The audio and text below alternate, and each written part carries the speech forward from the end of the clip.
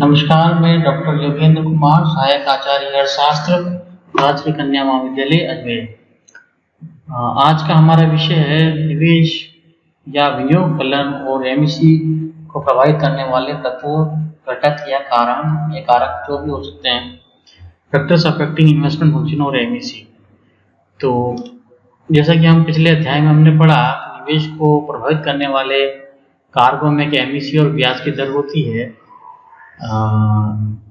इस निवेश और ब्याज की दर के अलावा भी अन्य कई तत्व होते हैं जो कि निवेश को प्रभावित करते हैं, जिसमें अल्पकालीन कारक हो सकते हैं और एक दीर्घकालीन कारक हो सकते हैं। अल्पकालीन कारकों में पहले हम बात करते हैं पूंजीगत वस्तुओं का वर्तमान स्टॉक। पूंजीगत वस्तुओं का वर्तमान स्टॉक जो होगा वो भी आपके निवेश को प्रभावित करेगा, जिसको बढ़ाना या घटाना, आय का स्तर, व्यावसायिक प्रत्याशाएं, उपभोग मांग, तरल परिसंपत्तियां, आविष्कार एवं नवप्रवर्तन, नए उत्पाद, लागतों एवं कीमतों का व्यवहार, ये वो कारण है अल्पकाल में निवेश को प्रभावित कर सकते हैं।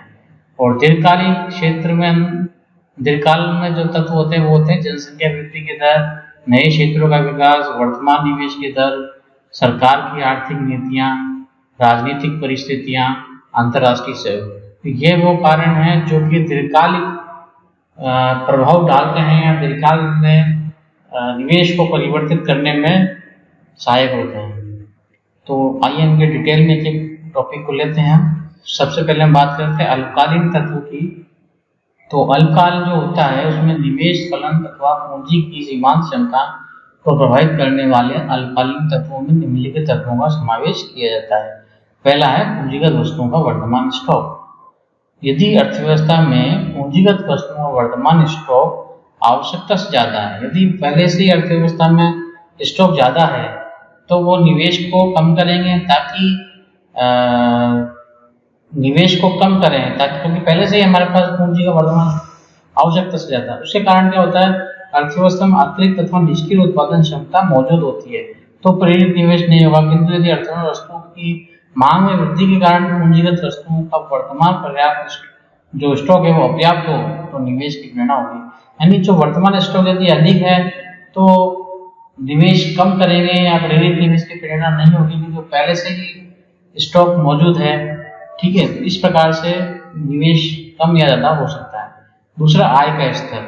यदि किन्हीं कारणों से देश में राष्ट्रीय आय का स्तर बढ़ जाता है, यानी लोगों की इनकम बढ़ गई, राष्ट्रीय आय का बढ़ गया, उत्पादन बढ़ गया, तो मांग बढ़ने से निवेश बढ़ने की प्रेरणा मिलेगी। लोगों का आय का स्तर बढ़ गया तो लोग उपभोग मांग करेंगे, निवेश मांग करेंगे, तो उनको मांग होगी तो निवेश कर प्रेरणा मिलेगी, लोग उत्पादन को बढ़ाएंगे। और जबकि राष्ट्रीय आय के स्तर को घटने से, यानी राष्ट्रीय आय घट जाएगी तो निवेश की प्रेरणा कम होगी। आय कम होने से लोगों की डिमांड कम हो जाएगी, उनकी मांग कम हो जाएगी, तो वो निवेश को प्रेरित नहीं कर पाएगा। क्योंकि मार्केट में डिमांड कम है तो जो उत्पादक होता है वो प्रेरित नहीं होगा उत्पादन करने के लिए, और जो उत्पादन के साधन है वो बेरोजगार हो जाएंगे, और इस प्रकार से वो धीरे धीरे और कम होता चला जाएगा। तो आय का स्तर निवेश को इस प्रकार प्रभावित करता है। तीसरा पॉइंट है व्यावसायिक प्रत्याशाएं अथवा आशाएं, बिजनेस एक्सपेक्टेशन। जैसा पहले बताया जा चुका, पूंजी की सीमांत क्षमता केवल पूंजी की पूर्ति सीमा से प्रभावित नहीं होती, वरन व्यवसायियों में लाभ अर्जित करने की प्रत्याशाएं जितनी अधिक होगी उतना ही निवेश की प्रेरणा अधिक होगी। यानी भविष्य में किस प्रकार की आशा है, भविष्य में हमें लाभ की संभावना अधिक होगी एक उत्पादक को, तो व्यावसायिक प्रत्याशा की अच्छी है तो वो निवेश करेगा, और व्यावसायिक प्रत्याशा निराशावादी होगी तो एक उत्पादक निवेश नहीं करेगा। इसके विपरीत व्यवसायिक क्षेत्र में भविष्य के प्रति निराशावादी दृष्टिकोण निवेश प्रेरणा को हतोत्साहित करेगा। नेक्स्ट, उपभोक्ता मांग, कंज्यूमर्स डिमांड। कंज्यूमर्स डिमांड से क्या होगा, जब अर्थव्यवस्था में वस्तुओं और सेवाओं की वर्तमान एवं भावी मांग में वृद्धि का रूप होता है, यानी वस्तुओं और सेवाओं की मांग में वृद्धि होगी तो निवेश को प्रेरणा मिलेगी। इसके विरुद्ध यदि वस्तुओं की वर्तमान और भावी मांग दोनों में गिरावट हो रही है तो निवेश की प्रेरणा घटेगी। जैसे कि हमने पहले भी डिस्कस किया है कि कंज्यूमर्स डिमांड करेंगे तो उत्पादक को प्रेरणा मिलेगी नया निवेश करने की और उत्पादन को बढ़ाने की। नेक्स्ट है तरल परिसंपत्तियां, लिक्विड एसेट्स। जिस अर्थव्यवस्था में निवेशकर्ताओं के पास तरल परिसंपत्तियां जितनी अधिक होगी, अन्य बातों के स्थिर रहते हुए उनमें निवेश की प्रेरणा भी अधिक होगी। यानी कि निवेशकर्ताओं के पास तरल संपत्ति होनी चाहिए। तरल संपत्ति से तात्पर्य है धन होना चाहिए और लिक्विडिटी जो एसेट्स होते हैं वो होने चाहिए। तो यदि वो उनके पास होंगे, अच्छी मात्रा में फंड होगा, तो निवेश को बढ़ावा मिलेगा। ठीक है, निवेश की प्रेरणा भी अधिक होगी। जो फर्म अपने पास बड़ी मात्रा में आरक्षित कोष अथवा अवितरित लाभ रखती है, उनकी निवेश में प्रेरणा अधिक होगी, जबकि निवेशकर्ताओं के पास तरल परिसंपत्तियों का अभाव होने पर उनकी निवेश की प्रेरणा कम होगी। यदि निवेशकर्ता के पास पैसा ही नहीं होगा उत्पादन करने के लिए, निवेश करने के लिए, तो वो निवेश की प्रेरणा कम होगी। अनडिस्ट्रीब्यूटेड प्रॉफिट वो होगा जो प्रॉफिट उद्योग उद्यमियों ने वितरित नहीं किया गया है। यदि वो उनके पास ही है तो वो उसको निवेश कर सकते हैं, और यदि उन्होंने वितरित कर दिया तो उनके पास पैसा नहीं है तो फिर वो निवेश की प्रेरणा नहीं होगी। नेक्स्ट है आविष्कार तथा नव प्रवर्तन, इन्वेंशन एंड इनोवेशंस। जब उत्पादन के क्षेत्र में नए नए आविष्कारों के कारण प्रौद्योगिकी सुधार हो, यानी कि टेक्नोलॉजिकल डेवलपमेंट हो जाए और न्यू इनोवेशंस होने लगे, न्यू इन्वेंशंस आने लगे, तो उत्पादन लागतों में कमी आती है। जैसे एक मशीन अच्छी आ गई तो पहले जो काम लेबर से होता था, जिसमें ज्यादा लेबर लगती थी, कॉस्ट ज्यादा आती थी, तो वो काम अब मशीनों से होने लगा, तो उनकी कॉस्ट कम हो गई, तो उससे क्या होगा, निवेश को बढ़ावा मिलेगा। इस प्रकार नव प्रवर्तनों के कारण नए उत्पाद और नए बाजारों की खोज, वस्तुओं के नए उपभोग की खोज आदि से वस्तुओं की मांग बढ़ती है। यदि नए नए इनोवेशंस हो रहे हैं, नई नई टेक्नोलॉजीज आ रही है, तो उत्पादक को प्रेरणा मिलेगी कि वो नई नई चीजों का उत्पादन करे, क्योंकि नई इनोवेशंस आने से मार्केट में डिमांड बढ़ेगी उन चीजों की। तो नए बाजार की खोज हो गई, नए उपभोग की खोज हो गई, तो इस प्रकार से बड़ी मांग की पूर्ति हेतु निवेश को प्रेरणा मिलती है। आविष्कार एवं नव प्रवर्तन के अभाव में निवेश प्रेरणा का भी अभाव होता है। यदि कोई न्यू इनोवेशंस नहीं होंगे, नए आविष्कार नहीं होंगे, तो पुरानी चीजों की मांग इतनी अधिक नहीं हो पाती है। जैसे मान लीजिए पुराने मोबाइल अभी भी चल रहे होते हैं, तो मांगों की जो डिमांड, मोबाइल्स की जो सेल है वो इतनी अधिक नहीं होती। पर जैसे जैसे आप देख रहे हैं मोबाइल्स में नए नए इनोवेशन, मोबाइल्स है, कलर टीवीज है, तो इन चीजों में इतना इनोवेशंस आया है, कंप्यूटर्स है, कंप्यूटर टेक्नोलॉजी है, तो इन चीजों में इतना परिवर्तन आ गया है कि उत्पादक नए नए इनोवेशंस के कारण नया नया उत्पादन कर रहा और मार्केट में लगातार उनकी बिक्री हो रही है। नई वस्तुएं, नए प्रोडक्ट जब अर्थव्यवस्था में किसी नए उत्पाद की मांग बढ़ने से ये प्रकृति रही है, उत्पादन की आवश्यकता बढ़ती है, तो नए निवेश की प्रेरणा होती है, जैसे कंप्यूटर, टेलीविजन, मोबाइल। लागत और कीमतों का भावी व्यवहार। जब अर्थव्यवस्था में किन्हीं कारणों से लागतों में घटने तथा कीमतों में बढ़ने की प्रवृत्ति होती है, तो निवेशकर्ताओं का लाभ अर्जन की प्रत्याशाओं में वृद्धि अधिक निवेश की प्रेरणा देती है। यानी भविष्य में लागतें कम हो, कीमतें बढ़े, तो उत्पादक को लाभ होने की प्रत्याशा बढ़ेगी, जबकि यदि लागतें बढ़ती चली जाएगी और कीमतें कम होगी, तो उनके लाभ की संभावना कम होगी।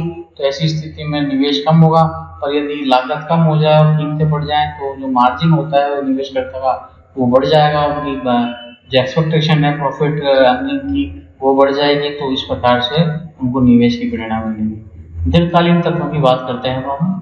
दीर्घकालीन तत्व, लॉन्ग पीरियड फैक्टर्स। दीर्घकालीन तत्वों में हम उन शेष ऐसे तत्वों का समावेश होता है जिनका प्रभाव निवेश को तत्काल न पड़कर लंबी अवधि में दृष्टिगोचर होता है। मतलब तुरंत आपने उसमें काम किया, ये वो फैक्टर है जिनमें तुरंत आप निवेश नहीं बढ़ा सकते, वो धीरे धीरे बढ़ेंगे। निवेश फलन अथवा निवेश की प्रेरणा तथा पूंजी की सीमांत क्षमता को प्रभावित करने वाले दीर्घकालीन तत्व संक्षेप में इस प्रकार से हैं। जैसे कि 9वां पॉइंट हो गया जनसंख्या की वृद्धि दर। जनसंख्या में तीव्र गति से वृद्धि निजी क्षेत्र अर्थव्यवस्था में पूंजी की सीमांत क्षमता में वृद्धि द्वारा निवेश प्रेरणा को बढ़ाती है, क्योंकि जनसंख्या में वृद्धि की दर अर्थव्यवस्था में सभी प्रकार की उपभोग वस्तुओं और निवेश वस्तुओं की मांग में वृद्धि करती है। यानी जनसंख्या वृद्धि होगी तो लोगों की मांग बढ़ेगी, मांग बढ़ेगी तो उत्पादक को प्रेरणा मिलेगी उत्पादन करने के लिए, क्योंकि डिमांड बढ़ रही है, और निवेश के लिए भी मांग बढ़ेगी।